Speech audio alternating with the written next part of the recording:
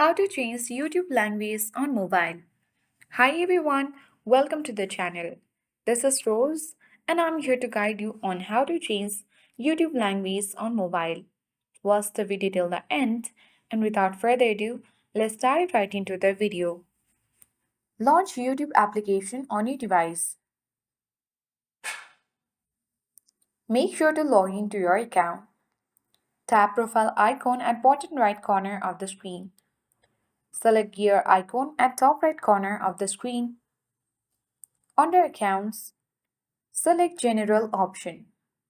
Scroll down. Locate App Language and navigate to it. Current language is set to English.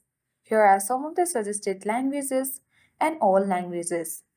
Simply scroll down and tap on that particular language in which you are convenient to use YouTube app.